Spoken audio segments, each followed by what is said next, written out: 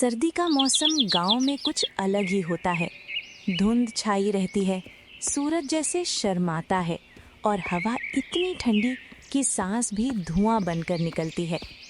इसी गांव में एक छोटा सा घर जो कि रामू का था, ना तो उसके घर खाने के लिए कुछ था, ना सर्दियों में पहनने के लिए कपड़े थे। रामू, रात की आग भी बुझ गई। मुन्नी तो ठंड में कांप रही है। मैं जंगल जाकर कुछ सूखी लकड़ियां लेकर आता हूँ। तब तक तुम मुन्नी का ख्याल रखना। बस थोड़ा सब्र रखो, मैं जल्दी ही आ जाऊंगा। बाबा, मैं भी तुम्हारे साथ चलूंगी। नहीं बिटिया, तुम माँ के पास रहो। बाहर ठंड बहुत ज्यादा है। थोड़ा सब्र रखो, मैं जल्द ही लकड़ियां लेकर आ जाऊंगा। इतना बोलकर रामू वहां से लकड़ियां लेने के लिए जंगल की ओर निकल जाता है।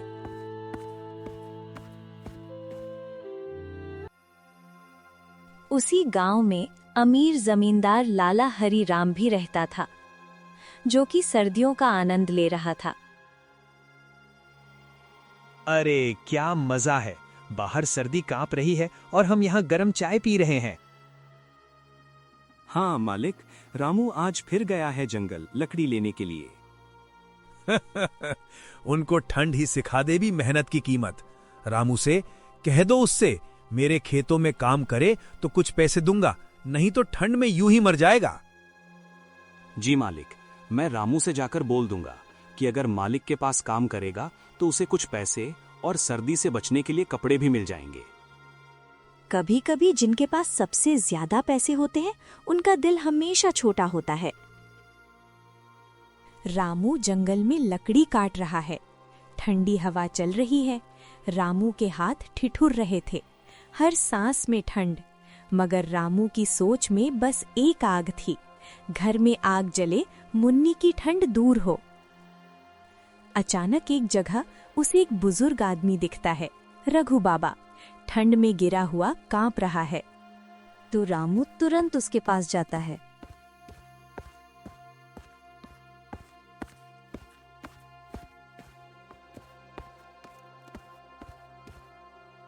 अरे बाबा, आप यहाँ कैसे? ठंड में चल नहीं पाया बेटा, बस यहाँ गिर गया। आप चलिए मेरे साथ, मैं अपने घर ले चलता हूँ। रामू रघु बाबा को अपने घर ले जा रहा था। तभी रास्ते में रामू का दोस्त मोहन मिलता है। अरे रामू, तू अभी भी जंगल में है? पागल है क्या? ठंड में मर जाएगा। मुन्नी ठंड से कांप रही है, कुछ लकड़ी तो लानी ही पड़ेगी। मेरे पास लकड़ी है, पर बेकार में नहीं दूंगा।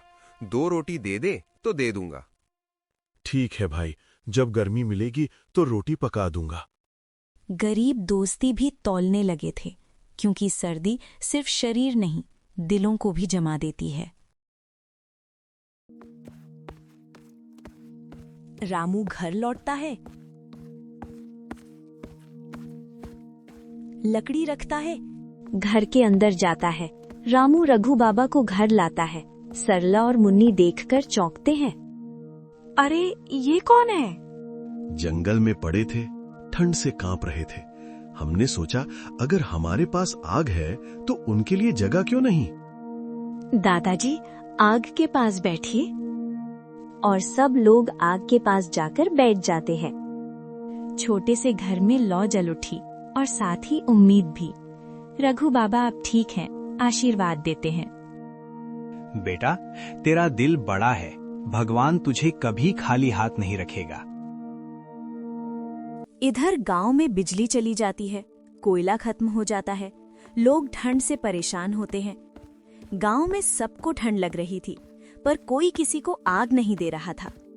अब तो कुछ समझ नहीं आ रहा, लकड़ी महंगी हो गई है।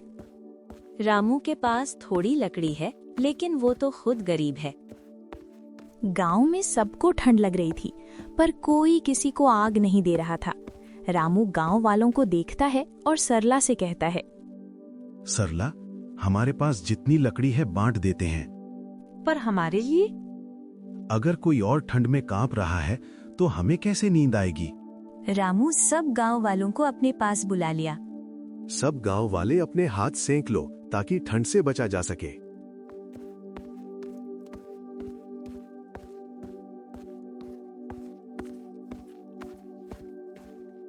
रामू ने अपनी छोटी सी आग बांट दी और वही आग पूरे गांव की गर्मी बन गई। मोहन और लाला दोनों ये सब देखते हैं। मैंने लकड़ी के बदले रोटी मांगी थी और उसने लकड़ी सबको दे दी। मैंने तो मजाक उड़ाया था, पर यही गरीब असली अमीर निकला। जिसके पास सोने की आग थी वो ठंड में ठिठुर गया, और जिसके पास इंसानियत थी उसने सबको गर्म कर दिया। ठंड कभी खत्म नहीं होती, पर गर्मी बांटी जाए तो उसका असर दूर तक जाता है। रामू ने सिखाया, गरीबी कोई कमी नहीं, जब दिल में आग हो तो दुनिया को भी गर्मी मिलती है।